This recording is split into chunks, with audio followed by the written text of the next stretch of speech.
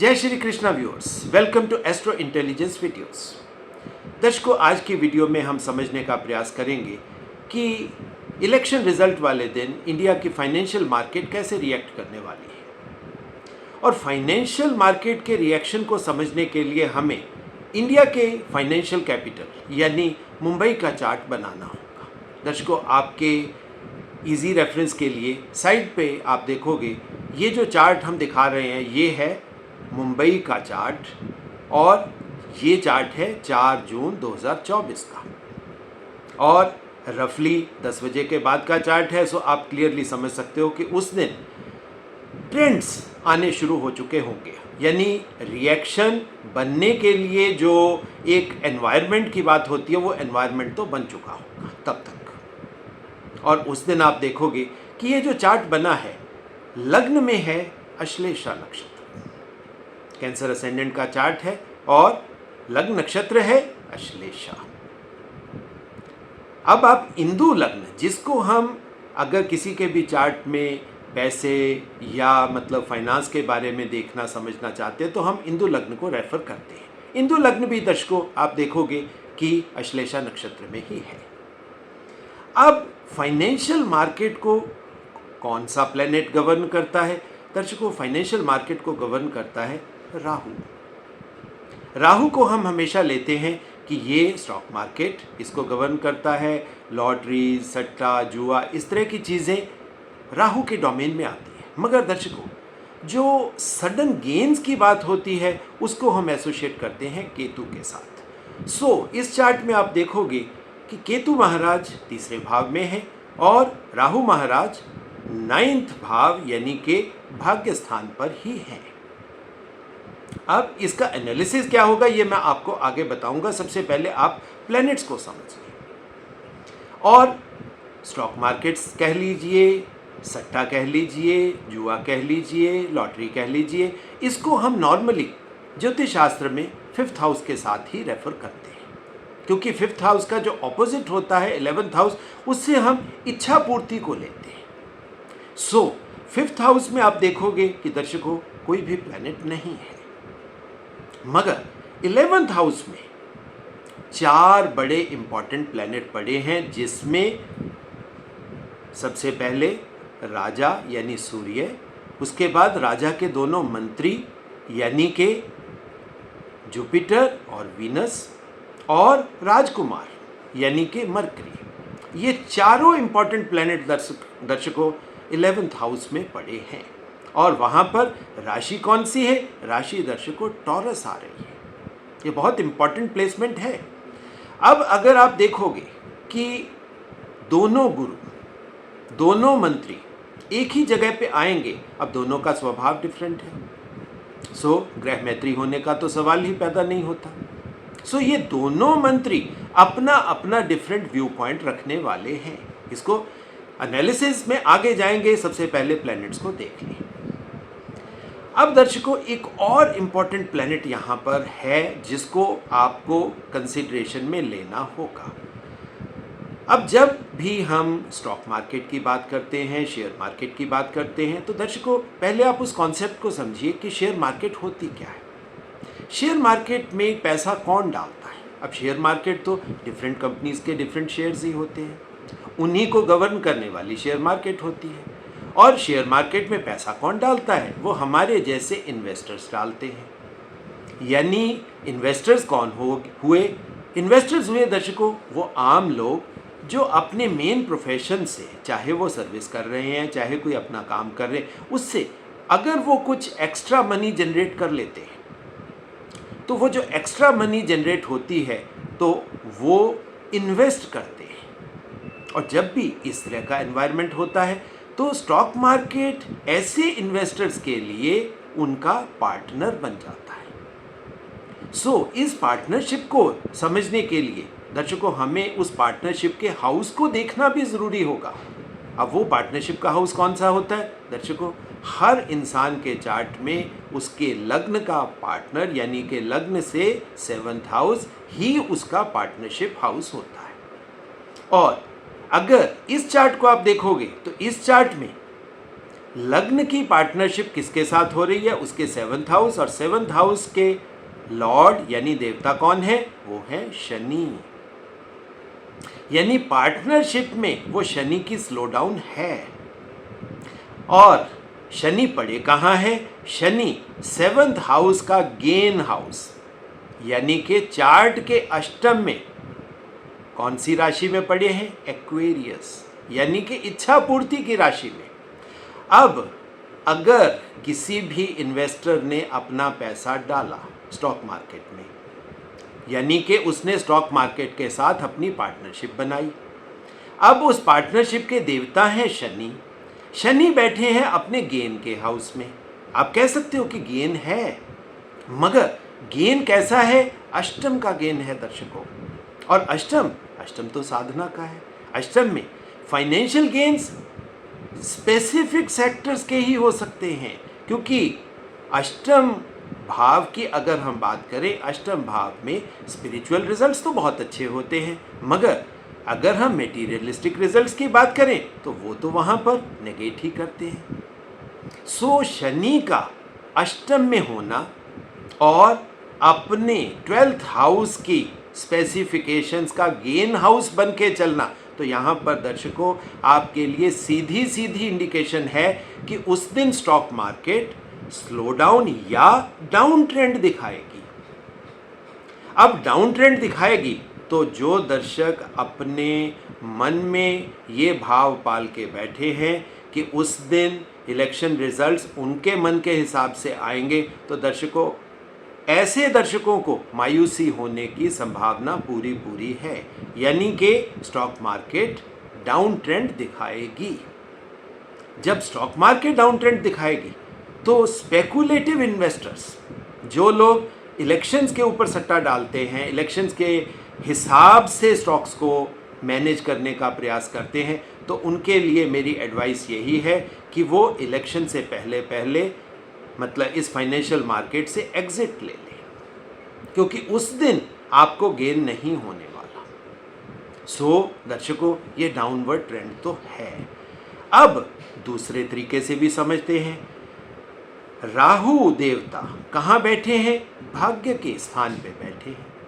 अब भाग्य के स्थान पे राहु का बैठना है तो शुभ संकेत, मगर अगर आप वहाँ ध्यान से देखोगे तो राशि वहाँ पर कौन सी है? राशि तो मृत्यु भाव की है, यानी कि मीन राशि है। सो राहु का भाग्य स्थान में होने के बावजूद मृत्यु भाव की स्पेसिफिकेशंस को लेकर बैठना, दर्शकों ये क्लियर कट इंडिकेट कर रहा है कि उस दिन कोई उस तरह की बूम बूम नहीं होने वाली। क्यों? क्योंकि केतु देवता बैठे हैं 3rd हाउस में। अब केतु सडन गेन्स के देवता है। अब सडन गेन्स के लिए आप देखोगे कहाँ चले गए? वो एफर्ट के भाव में, पराक्रम के भाव में, डिफिकल्टी के भाव में चले गए। अब डिफिकल्टी के भाव में जाने से वो सडन गेन्स का रास्ता भी बंद हो गया, और मीन राशि 9th हाउस में होने की वजह से जो राहु के थ्रू हम सोच सकते थे कि किसी तरह की क्लेवर मैनेजमेंट हो सकती, वो भी पॉसिबिलिटी नहीं दिखाई दे रही। और जो लोग स्टॉक मार्केट को अपने प्रोफेशन की तरह लेते हैं, अपने कर्म की तरह लेते हैं, उनके लिए दर्शकों 10th हाउस देखना भी ज़रूरी होगा, क्योंकि है तो ये भी कर्म ही। अब कर्म स्थान में कौन से प्लैनेट्स पड़े हैं आप उसको भी समझ लीजिए। कर्म स्थान में आपका मन पड़ा है दर्शकों, और मन उस दिन बुलिश होगा। क्यों? क्योंकि मंगल देवता के साथ बैठा है। अब चंद्रमा का मंगल देवता के साथ बैठना, अब दर्शकों ये बड़ा डिफरेंट तरह का योग है, इसको समझें आप। चंद्रमा इमोशंस का कारक है, इमोशंस को हम वाटर यानी पानी के साथ लेते हैं। चंद्रमा ठंडा प्लेनेट है, और मंगल देवता तो भाई है ही फायर। सो पानी और अग्नि अगर ये दोनों इकट्ठे होंगे तो दर्शकों कैसा प्रभाव होगा? पानी और अग्नि जब भी इकट्ठे होंगे तो या क्या होगा? या तो पानी सूख जाएगा यानी इमोशंस बिल्कुल ड्राई अप हो जाएंगी, या दूसरी बात क्या है? पानी गर्मी से भाप बन के बादल बन जाएगा यानी माया का स्वरूप ले लेगा। सो जो दर्शक उस दिन ये सोच के बैठे हैं कि उनके मन मुताबिक रिजल्ट आएंगे, और वो सोच के बैठे हैं, परसेप्शन बना के मन में बैठे हैं कि उनको उस तरह के गेन हो जाएंगे जो वो सोचते हैं, तो दर्शकों उनको मायूसी ही हाथ लगने वाली है। हालांकि 10th हाउस में एक बड़ा सुखद योग भी है, और वो योग क्या है? 10th हाउस में जो राशि है वो है मंगल देवता की अपनी राशि।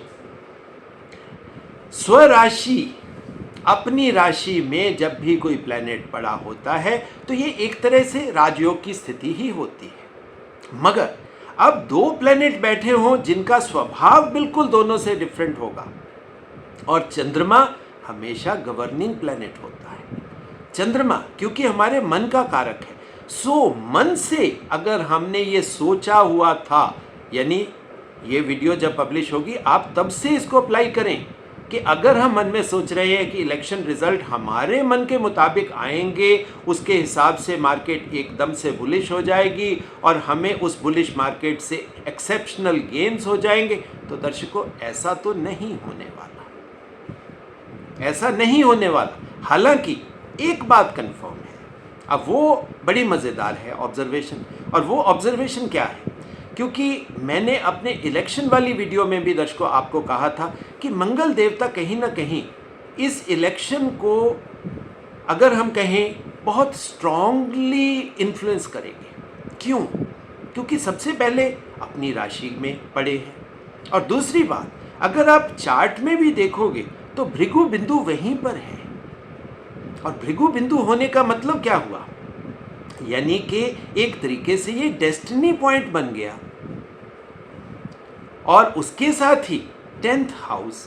अब 10th हाउस वैसे भी गवर्नमेंट का कारक, राजा का कारक, गवर्न करने वाली एजेंसी का कारक, तो 10th हाउस में उस तरह की संभावना हो सकती है। यानी कि अब ये बात है कि कुछ दर्शक ये सोच के बैठे होंगे कि गवर्नमेंट चेंज होगी, स्ट्रॉन्ग अगर मन में लेकर बैठे होंगे तो उनके लिए भी संभावना डिफरेंट तरह की, और जो लोग सोचेंगे कि भाई जो गवर्नमेंट चल रही है, एग्जिस्टिंग गवर्नमेंट है, वो ही कंटिन्यू हो रही है, तो अब रिजल्ट्स मन के हिसाब के नहीं है दर्शकों। यही बात अब मैं आपको समझाने का प्रयास कर रहा हूं कि रिजल्ट्स आपके मन के हिसाब से नहीं आ रहे। अब जैसा मैंने पहले कहा, स्टॉक मार्केट है, लॉटरी है, सट्टा है, जुआ है, उसको हम 5th हाउस के साथ रेफर तो करते ही हैं, 5th के साथ 7th को भी देखते हैं, मगर 11th हाउस बहुत ज़रूरी होता है देखना। क्यों? क्योंकि ये 5th हाउस का पार्टनरशिप हाउस है। 5th हाउस का पार्टनर होने के साथ साथ ये इच्छा पूर्ति का भी है और धन का भाव भी है, और यहाँ पर बहुत स्ट्रॉन्ग प्लैनेट पड़े हैं। सबसे पहले राजा यहीं पर है, मगर राजा जुपिटर और शुक्र जो दोनों देवता हैं, इनके ग्रह युद्ध में भी तो फंसा हुआ है ना। सो क्लियर कट पिक्चर नहीं है। हालांकि वीनस मरकरी जब भी एक भाव में आ जाएंगे तो ये तो बड़ा सुखद लक्ष्मी योग बन जाता है, मगर जब धन के देवता शुक्र जुपिटर के साथ एक तरीके से ग्रह युद्ध की स्थिति में, ग्रह मैत्री नहीं है, क्योंकि दोनों की नेचर डिफरेंट है, दोनों का व्यू पॉइंट, दोनों के सोचने का नजरिया ही डिफरेंट है, तो सूर्य चाहकर भी उनको उस तरह के गेन्स नहीं दिलवा पाएगा। हालांकि मरकरी ट्रेडिंग प्लैनेट है, सो ये पॉसिबिलिटी यहां पर निकलती है कि स्टार्ट में मार्केट डाउन ट्रेंड दिखाएगी, मगर जैसे जैसे गवर्नमेंट बनने के आसार क्लियर होते जाएंगे, ऑप्शन कोई भी हो जाए, ए हो जाए, बी हो जाए, जैसे जैसे गवर्नमेंट बनने के मतलब गवर्नमेंट फॉर्मेशन की पॉसिबिलिटी क्लियर होती जाएगी कि कौन सी सरकार आ रही है, तब आप देखोगे कि धीरे धीरे मार्केट रिकवर करेगी। उसी दिन पूरी रिकवर कर जाए इस चीज़ की संभावना थोड़ी कम है, मगर एक बार डाउन ट्रेंड, फिर उसके बाद थोड़ा सा मार्केट की रिकवरी। मगर इस पूरे प्रोसेस में दर्शकों, जो दर्शक फटाफट गेन लेने की संभावना से, यानी कि स्पेकुलेटिव माइंडसेट के साथ, ग्रीडी माइंडसेट के साथ, इस इलेक्शन को कैश करने की माइंडसेट के साथ स्टॉक्स उठा रहे हैं, उस तरह की बाइंग कर रहे हैं, तो उनको थोड़ा सा अवेयर हो जाना चाहिए। उनके लिए थोड़ी सी वार्निंग भी है कि अगर आप उस तरह के स्पेकुलेशन में हैं तो आप एग्जिट कर जाइए, बहुत अच्छा रहेगा। क्योंकि एक बात तो होती है कि इलेक्शन रिजल्ट जो मर्जी हो, इलेक्शन के बाद जब भी गवर्नमेंट फॉर्म हो जाती है तो जो भी नई सरकार बनती है वो स्टॉक मार्केट के ऊपर एक्स्ट्रा फोकस हमेशा दिखाती है। सो लेटर रन में तो ऑब्वियस बात है मार्केट स्टेबलाइज भी होगी और गेन्स भी दिखाएगी, मगर तब तक दर्शकों फाइनेंशियल मार्केट में स्पेकुलेटिव इंटेंट वाले दर्शकों के लिए, इन्वेस्टर्स के लिए मेरा एक ही सुझाव है कि आप अगर उस तरह की माइंड के सेट के साथ ऑलरेडी बाइंग कर रहे हैं तो प्लीज़ इलेक्शन से पहले एग्जिट कर जाएं। अब इसके बीच में थोड़ी सी दूसरी संभावनाएं भी मैं आपको बता देता हूं। क्यों? क्योंकि लोगों को इन्फॉर्मेशन की कमी है। लोग अपने मन के हिसाब से ज़्यादा चलने का प्रयास करते हैं। मन कहता है कि इलेक्शन में ए पार्टी आ जाएगी, बी पार्टी आ जाएगी, या इलेक्शन जिस दिन रिजल्ट अनाउंस होगा उस दिन तो बूम बूम होनी है। ये मन के खेल है, रियलिटी नहीं है दर्शकों। अब रियलिटी कुछ और है। अब रियलिटी भी अब आप क्लियरली नोट कर लीजिए कि इसके पीछे पास्ट को देखना भी ज़रूरी है। पास्ट अगर आप पिछले 2 महीनों से देखते हो स्टॉक मार्केट को, अगर आप अच्छे तरीके से ऑब्जर्व करते हो या उसका ध्यान करते हो तो आपको बिल्कुल क्लियरली देखने को मिलेगा कि फॉरेन इन्वेस्टर्स इंडिया को एग्जिट कर रहे हैं, रेगुलर एग्जिट कर रहे हैं। यहाँ पर वो क्यों एग्जिट कर रहे हैं? क्योंकि उनकी अपनी कैलकुलेशंस हैं। या तो उनको ये लग रहा है कि यहाँ पर गवर्नमेंट चेंज होने वाली है या अनस्टेबल गवर्नमेंट है, इस वजह से वो एग्जिट कर रहे हैं। हालांकि इतनी स्ट्रांग गवर्नमेंट को हम अनस्टेबल की कैटेगरी में तो कभी डाल ही नहीं सकते। और वैसे भी इंडिया का अगर पिछले कुछ सालों से देखेंगे तो ये बुलिश ट्रेंड मेंटेन्ड ही है। और इस बुलिश ट्रेंड के बावजूद अगर फॉरेन इन्वेस्टर्स बड़े लेवल पर मार्केट को एग्जिट कर रहे हैं तो इसके पीछे कुछ ऐसे कारण हैं जो कारण बड़े लोगों की बात है, मतलब बड़े कॉरपोरेट्स की बात। क्योंकि स्टॉक मार्केट हम कह सकते हैं बड़े कॉरपोरेट्स या गवर्नमेंट्स मिलकर गवर्न करती हैं। सो गवर्नमेंट की अनस्टेबिलिटी यहाँ पर दिखाई दे रही है।